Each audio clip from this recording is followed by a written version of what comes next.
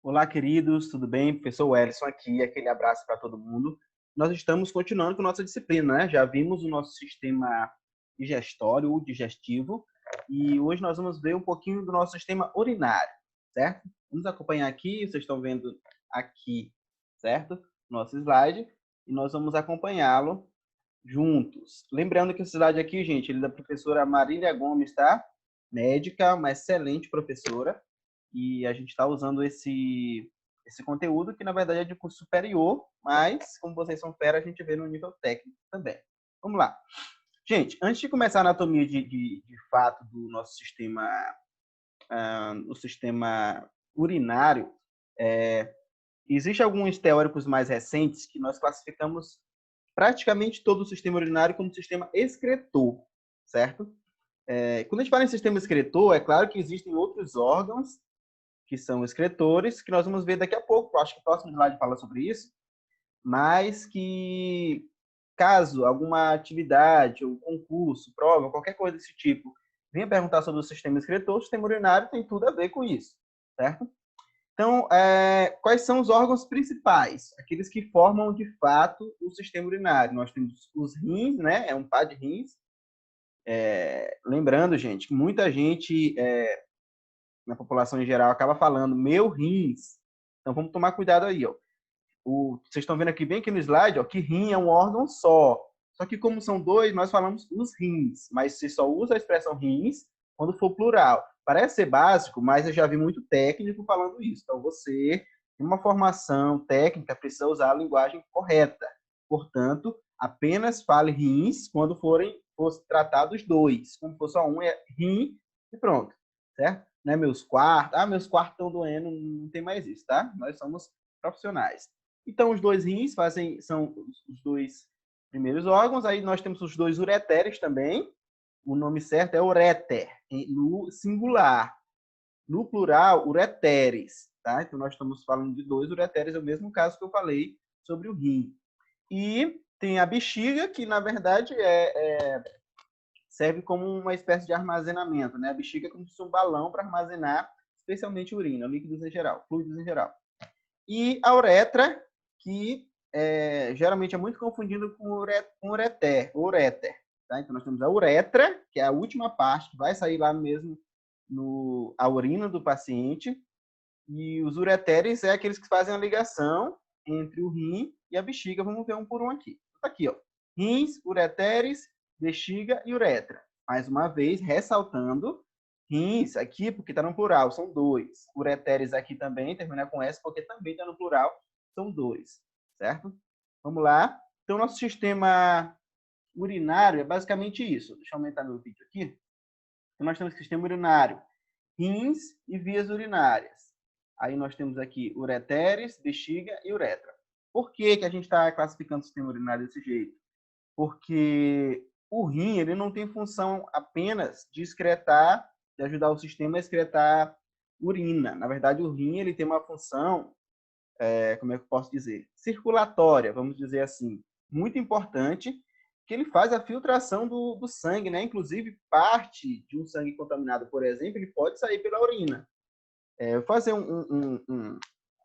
já que eu falei sobre isso, eu vou abrir umas aspas aqui, porque, assim, existem pacientes, já conversei com pacientes bem idosos, que, especialmente esses mais idosos mesmo que moram no interior, eles têm a mania de fazer um exame de urina caseiro. Já ouviram falar nisso? Espero que não, mas eu já.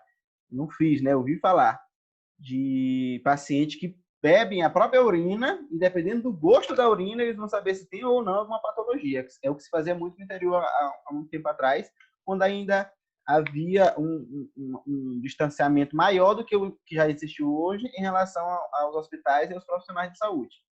E aí os pacientes faziam isso. É muito perigoso, tá, gente? Se alguém faz isso, não faça mais.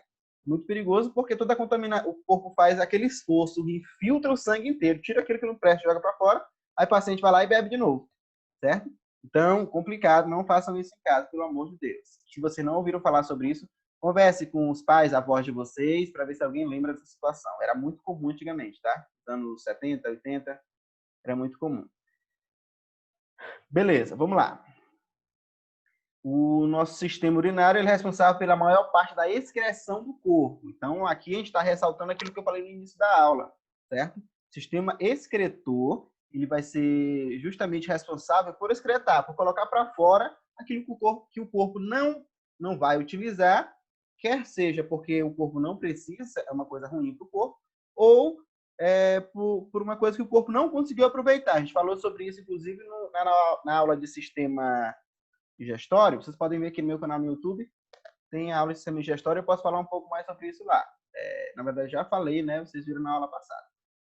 Então, assim, a maior parte da excreção do sistema excretor é o nosso sistema urinário, certo? A principal excretada é o produto do metabolismo de compostos nitrogenados, aminoácidos. Beleza, aqui tem um pouquinho de química, tá, gente? A gente vai falar um pouco mais sobre isso quando estiver falando sobre o nosso sistema circulatório, que a gente vai ver o que acontece lá com troca gasosa, vamos falar sobre aminoácidos, sobre bases nitrogenadas e tudo mais. Isso que é de suma importância para que o nosso sistema circulatório funcione corretamente. Então, essa é a parte principal da excreção, certo? E aí nós vamos ver lá, como eu acabei de falar, esse intercâmbio entre o sistema circulatório e o sistema urinário que acontece no rim ou nos rins, né? No plural. Outras formas de que o corpo, outros órgãos que o corpo utiliza para excretar, tá aqui também, ó. A gente colocou aqui, ó. Nós temos a boca, sistema respiratório, boca e nariz, né, gente? Então, quando a gente inspira oxigênio, vamos falar sobre o sistema circulatório, a gente expira o gás carbônico, o CO2. A gente pode expirar, né? Jogar para fora, excretar do nosso corpo, ou pela boca ou pelo nariz. Então, por isso que a boca está destacada aqui como parte do sistema excretor, aquele que bota para fora, aquele que o corpo não vai utilizar. A nossa pele também faz parte, esquecemos muito disso, né? Toda vez que você está lá na academia, ou corre, ou está aqui na nossa região que a gente mora é muito quente, você está de boa em casa, tranquilo, do nada você começa a suar. Para você é normal, né? Porque a gente vive em uma região que é muito quente. E aí o nosso corpo, ele acaba, para equilibrar a temperatura do nosso corpo, não deixar a gente cozinhar por dentro, literalmente, ele acaba excretando suor. Ou seja, essa água fica ao redor para que equilibre a temperatura do nosso corpo. Essa é a função do suor, tá, gente? E esse suor também faz parte do sistema excretor, tá jogando para fora a água com essa finalidade de equilíbrio térmico. E o ânus também, né? Sistema digestório através das fezes. A gente falou sistema digestório na última aula. A gente sabe que a parte que o corpo não utiliza, não consegue digerir, né? Que o corpo ou ele não está preparado, não está saudável o suficiente para digerir aquele alimento, a parte do bolo alimentar, ou de fato aquele alimento não é saudável e o corpo não vai utilizar ele, certo? Então vai ser jogado para fora e através das fezes. Então, o ânus também tem função excretora, isso aqui todo mundo já sabia. Falar um pouco sobre os rins aqui, certo? Então, os nossos rins estão destacados, essa imagem aqui é muito boa, muito bonita, tá? A gente consegue ver destacados, porque aqui a gente consegue... Por que eu acho essa imagem boa? Por que eu escolhi esse slide da professora? Porque você consegue ver em destaque aqui a posição, a localização dos rins, melhor dizendo. É muito comum, pela forma que o brasileiro se alimenta, pela forma que a gente trabalha muito, acaba de comer, já vai trabalhar de novo, por a gente gostar muito de fast food, gostar muito de comida rápida, desse tipo de coisa, é muito comum problemas no sistema urinário em qualquer paciente. É muito raro você pegar um paciente de 40 anos e perguntar para ele se ele nunca teve nenhum problema urinário. Acontece, né? Mas ele é bem menos comum do que ele. Já tive uma infecção urinária, já tive um cálculo renal, já tive um cálculo uretral, algo desse tipo. Por quê? Porque a nossa alimentação e a nossa forma de viver mesmo, de cuidar do nosso sistema, dos nossos sistemas em geral, ele é um pouco complicado. Então, geralmente, o paciente que está com dor no rim vai e coloca a mão bem aqui, ó. Então, já até citei nessa aula que tem gente que dá com dor nos meus quartos, falava muito antigamente, dor nas cadeiras. Eu tinha uma tia que falava isso, certo? Então, a gente, com linguagem técnica, vai lembrar que aonde o paciente estiver sentindo a dor, você já tem mais ou menos uma noção do que está doendo, de qual é a patologia, se aquilo pode ser ou não um cálculo renal. É claro, gente, que o cálculo renal, como eu citei, é uma das patologias mais comuns, né? O que causa bastante dor no paciente, especialmente ou na hora ou pouco antes da pessoa urinar, né? Excretar a urina. Por outro lado, a gente sabe que nós não somos médicos, tá? A gente não tem função de diagnóstico. A gente auxilia no diagnóstico por imagem fazendo exame. Nossa função é fazer exame.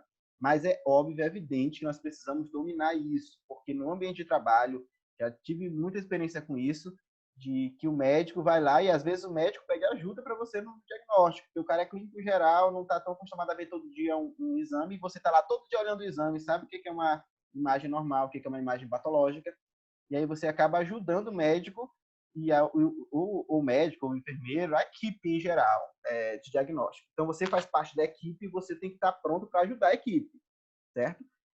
Eu queria ressaltar aqui, gente, que nós vamos trabalhar com pessoas, com vidas. E é muito comum nós reclamarmos da forma que nós somos atendidos nos hospitais, que a gente já chega doente, ainda é esculhambado, tudo mais, tudo mais. Eu já tenho experiência em hospital e eu sei que, de fato, existem alguns pacientes que tiram a nossa paciência. Desculpe o trocadilho. Mas se você quer ser tratado bem, você precisa tratar bem. Se você quer educação, você precisa ter educação também. Se você quer ser tratado com paciência, tenha paciência também, certo? Então, isso aqui vai partir da gente. Se a gente não mudar a nossa realidade, como é que a gente vai querer que os outros mudem? Então, isso não existe, gente. A gente precisa se dedicar ao máximo para dominar isso aqui, anatomia, posicionamento. A gente tem que dominar a forma que você olha uma imagem patológica, uma imagem normal, dominar os diagnósticos, por mais que isso não seja a nossa função, para que nós possamos ajudar de verdade a equipe médica responsável por isso, para que a gente consiga ajudar um paciente. Essa é a nossa função. Se você está fazendo um curso na área da saúde e sua ideia não é ajudar as pessoas, eu sinto muito, mas a gente vai acabar se decepcionando, certo? Porque a radiologia ganha muito. Primeiro, não ganha muito. No Brasil é complicado uma profissão que ganhe muito, né?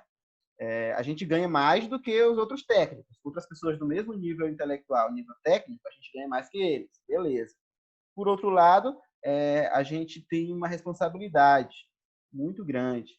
E se você for trabalhar mesmo só por salário, primeiro que não vai ser lá essas coisas, não vai ficar rico, e segundo, você vai precisar, para sobreviver na nossa área, a gente precisa amar o que a gente faz, certo? Então, se você não ama ainda, busque amar, busque se dedicar para que as coisas deem certo em nossa vida, beleza? Vamos lá. Só um probleminha aqui na minha câmera.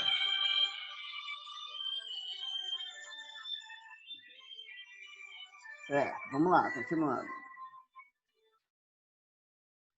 Vamos lá, desculpem aí, vamos lá. Então, os rins, ó, ele é o órgão responsável pela filtração do sangue. Beleza, isso aqui é muito importante, por quê? Porque, gente, muita gente acha que o rim tem a função excretora, urinária, só isso. Não é nem a principal função do rim. A principal função do rim é filtrar o sangue, certo? Essa é a principal função. A principal função do rim é a função circulatória, certo? Outra coisa, o rim é o local onde se forma a urina.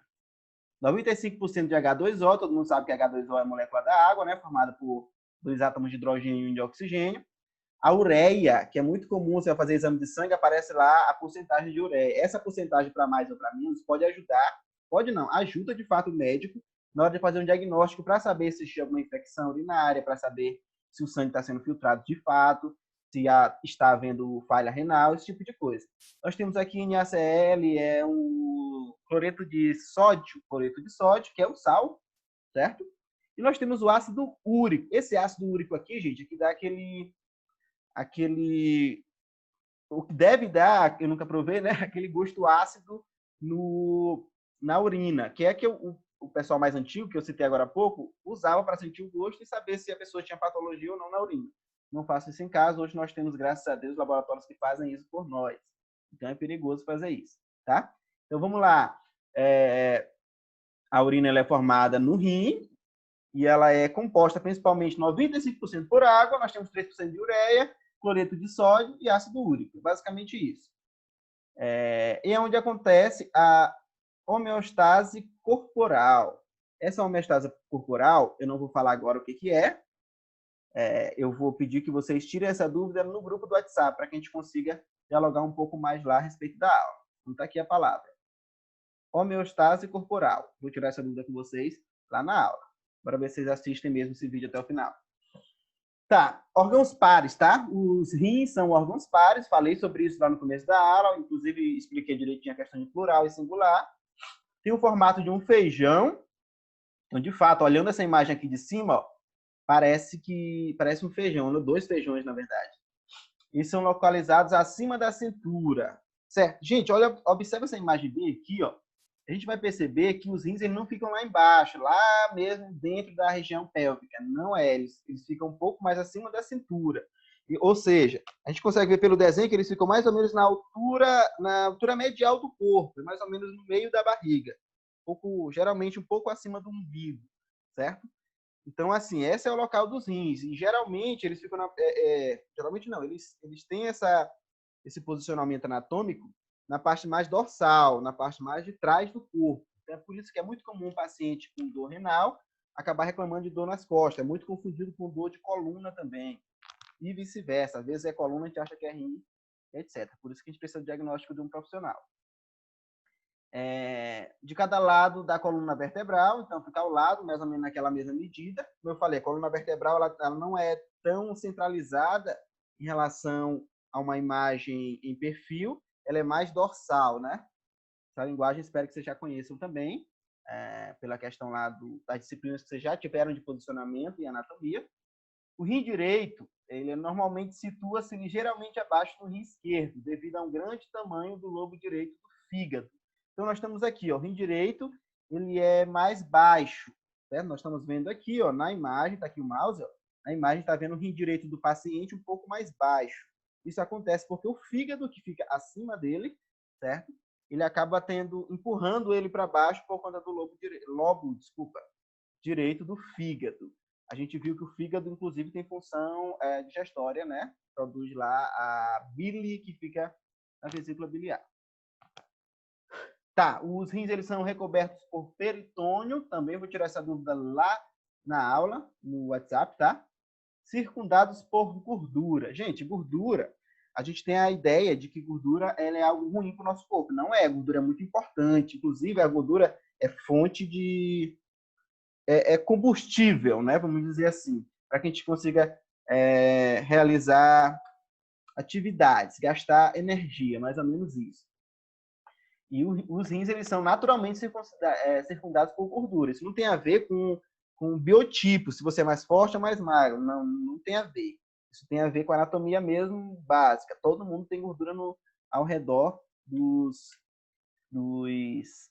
O tamanho é mais ou menos 11,25 centímetros de comprimento, ou seja, é bem pequeno. A gente tem a ideia nos desenhos, quando a gente está estudando, acho que na 7ª série, atual 8º ano, a gente estuda em ciências a anatomia, né, dos sistemas.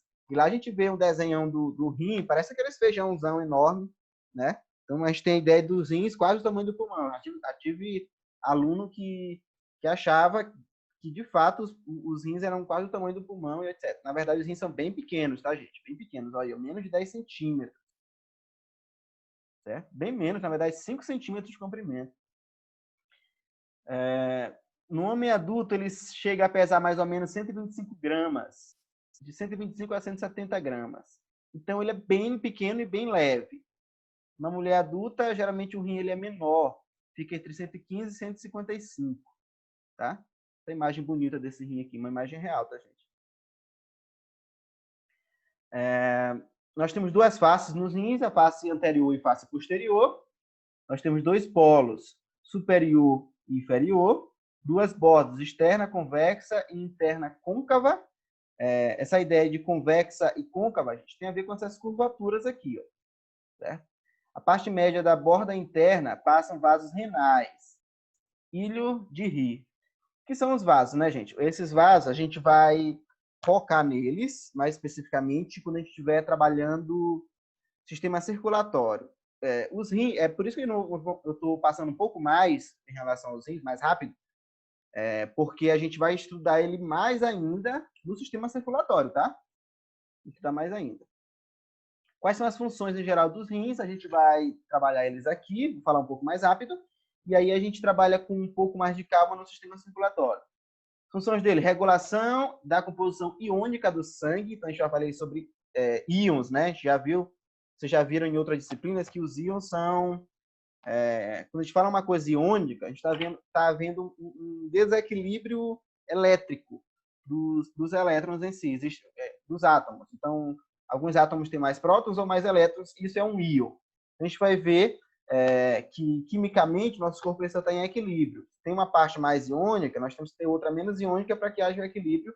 Então, essa regulação de ionização ela é feita quimicamente pelo rim. Tá? Manutenção da osmolaridade do sangue. Lembra de osmose, né?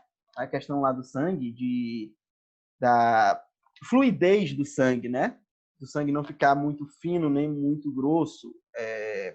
O termo correto seria viscosidade. A gente vai discutir também isso mais no WhatsApp, tá? Caso haja alguma dúvida em relação à osmosidade. Osmolaridade, desculpa. Regulação do volume sanguíneo. Então, volume, gente, tem a ver com pressão, ou pressão tem a ver com volume, certo? Se a gente tiver um volume muito grande de sangue nos vasos sanguíneos, a gente vai precisar de mais força do coração. E a gente pode ter distúrbios cardiovasculares em relação a isso. E o rim ele é responsável por organizar, equilibrar isso. Regulação da pressão arterial é uma relação direta com o volume sanguíneo, tá? Regulação do pH do sangue. pH é o potencial de hidrogênio, né? O pH ele varia de 0 a 14. Quanto mais próximo do 0, mais ácido. Quanto mais próximo do 14, mais básico ou alcalino, que é o contrário de ácido, tá? Então, o sangue ele precisa ter um pH bem definido e o rim ele é responsável por controlar esse nível de acidez. Liberação de hormônios, então, o rim ele também tem função endócrina, certo? Nós vamos falar um pouco mais sobre ele também no sistema endócrino. Percebe aí que o rim ele tem uma função vital. Quando a gente fala em órgãos vitais, a gente fala muito de coração, de pulmão, de cérebro. Mas o rim ele tem uma função tão vital quanto qualquer outro. Se a gente passar algumas horas sem o nosso rim, a gente tem um risco muito grande, muito alto de não sobreviver. O que mais? Regulação do nível de glicose no sangue. É claro que essa glicose, a gente vai ver que existe todo um processo, né, de regulação. Isso já começa lá no sistema digestório, mas o rim também tem essa função de regulação. O rim, gente, deixa eu só ler, ele também excreta resíduos e substâncias estranhas. Ou seja, o rim ele filtra, o sangue passa todo pelo rim e aquilo que deve continuar no sangue ele deixa passar, se o rim estiver saudável. Se aquilo que não é para estar no sangue vai tudo para fora. Então, resíduos, no final ele fala aqui sobre resíduos e substâncias estranhas. Então, o sangue é composto por isso, plaquetas, leucócitos, hemácias, plasma, água.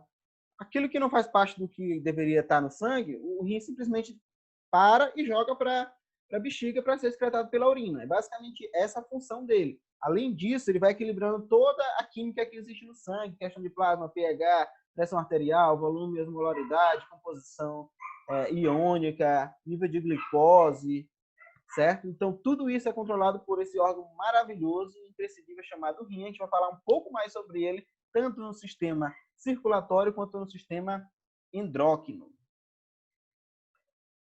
Tá, nós temos aqui, anatomia mais aprofundada do rim, mas nós vamos parar a aula por aqui, certo? E na próxima aula a gente vai entrar um pouco mais nessa questão aí da anatomia mais aprofundada do rim, para a gente conhecer onde é que acontece cada uma dessas etapas que eu acabei de dizer que o rim é de fato responsável. Um grande abraço, até a próxima aula, que vai ser em breve. Tchau, tchau, gente.